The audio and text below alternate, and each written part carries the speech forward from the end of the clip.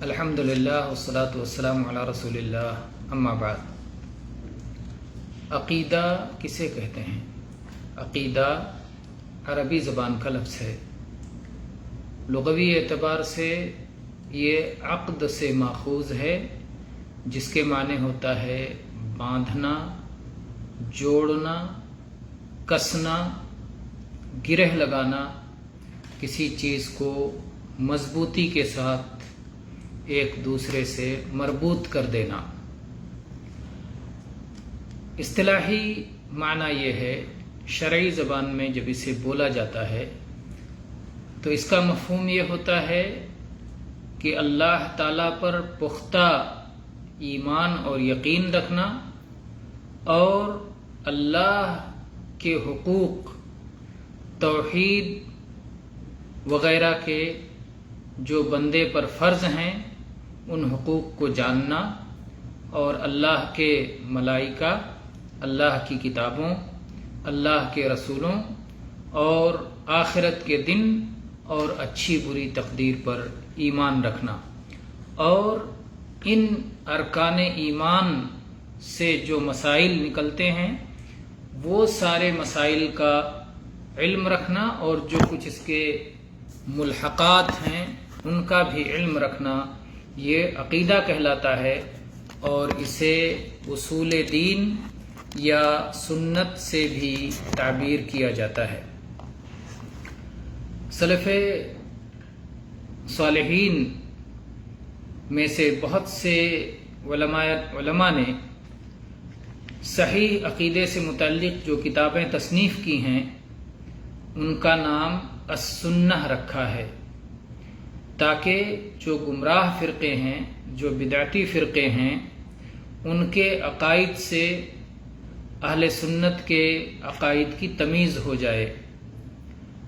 تو السنہ کے نام سے اہل سنت و جماعت، اہل حق، طائفہ منصورہ، اہل حدیث کے عقیدوں کو بیان کیا گیا ہے۔ تو عقیدے کی کتابوں کا نام السنہ ہوتا ہے، کیونکہ یہ نبی کریم صلی اللہ علیہ وسلم کی سنت سے ماخوذ ہوتی ہیں، جس سنت کے ذریعے سے قرآن پاک کی وضاحت ہوتی ہے، قرآن پاک کی شرح اور قرآن پاک کا بیان ہوتا ہے۔ تو سنت کے ذریعے سے ہی عقیدہ لیا جاتا ہے۔ سنت عقیدے کا بہت اہم مصدر ہے۔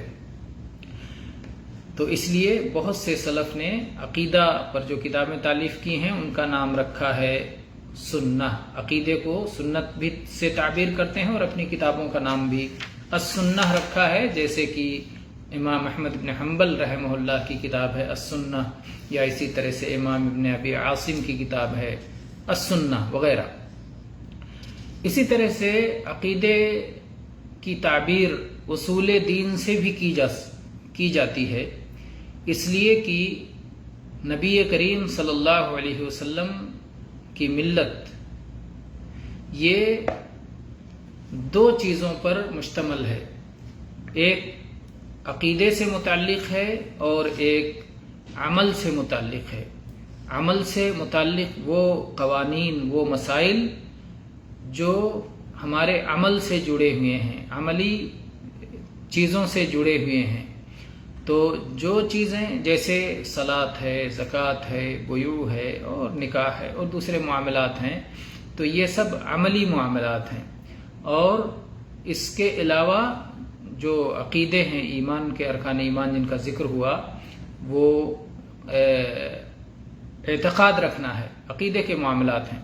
تو عقیدے کے معاملات کو اصول کہا جاتا ہے اور عملی معاملات کو فروع کہا جاتا ہے، کیونکہ انہی سے جب اصول یعنی جڑیں جب درست رہیں گی تو ان سے ہی شاخیں پھوٹیں گی۔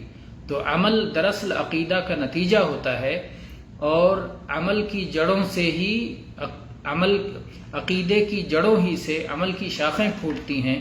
اس لیے عقیدے کو اصول دین کہا جاتا ہے اور فقہی مسائل کو فروع دین کہا جاتا ہے، کیونکہ یہ علم عقیدہ ہی سے پھر یہ شاخیں پھوٹتی ہیں۔ اور عقیدہ یہ ساری اطاعتوں میں سب سے اشرف اور سب سے بلند ہے، اس لیے کہ عقیدے کی صحت یہ اعمال کی قبولیت کے لیے ضروری ہے۔ اس وقت تک کسی کا عمل قبول نہیں ہوگا جب تک کہ اس کا عقیدہ درست نہ ہو۔ اگر عقیدے بگڑ جائیں، اگر عقیدے میں فساد آ جائے، اگر عقیدے میں خرابی آ جائے، اگر جڑوں میں کیڑے پڑ جائیں تو ظاہر ہے کہ شاخیں مرجھا جائیں گی اور شاخیں بھی ختم ہو جائیں گی۔ عقیدہ تو اگر جڑیں درست ہیں، اگر عقیدہ درست ہے، اگر ایمان درست ہے، اگر توحید درست ہے تو پھر عمل درست اور قبول ہے، ورنہ عمل بیکار ہو جائے گا اور اس کا کوئی اجر و ثواب نہیں ملے گا۔ اس سلسلے میں اللہ تعالیٰ نے قرآن پاک میں بہت واضح طور پر فرمایا ہے، سورہ زمر آیت نمبر 65 میں، وَلَقَدْ أُوحِيَ إِلَيْكَ وَإِلَى الَّذِينَ مِن قَبْلِكَ لَئِنْ أَشْرَكْتَ لَيَحْبَطَنَّ عَمَلُكَ وَلَتَكُونَنَّ مِنَ الْخَاسِرِينَ۔ اے اللہ کے نبی محمد صلی اللہ علیہ وعلی آلہ وسلم، آپ کی جانب اس بات کی وحی کی گئی ہے اور آپ سے پہلے جتنے انبیاء اور رسول آئے ہیں سب کی جانب اس بات کی وحی کی گئی تھی کہ اگر آپ شرک کریں گے، یعنی ہر نبی سے یہ کہا گیا، ہر رسول سے یہ کہا گیا کہ اگر آپ نے شرک کر لیا تو آپ کا عمل برباد ہو جائے گا اور آپ خسارہ اٹھانے والوں میں سے ہو جائیں گے۔ تو ظاہر بات ہے جو نبی کا جب اتنا بڑا مقام ہوتا ہے اور اس کے باوجود انہیں یہ تنبیہ کی گئی کہ اگر انہوں نے شرک کر لیا تو ان کا عمل برباد ہو جائے گا، تو پھر بقیہ کا کیا معاملہ ہوگا؟ ظاہر ہے کہ ان کا بھی عمل برباد ہو جائے گا۔ تو جڑوں کو درست رہنا، جڑوں کو سلامت رہنا، عقیدہ کا صحیح اور سالم رہنا اور عقیدہ کا صحیح دلائل صحیحہ کے مطابق رہنا، قرآن و حدیث کے مطابق رہنا ضروری ہے تاکہ اعمال اللہ کے یہاں قبولیت کے شرف سے باریاب ہوں۔ واللہ تعالی اعلم، والحمد للہ رب العالمین، صلی اللہ علی نبینا وسلم۔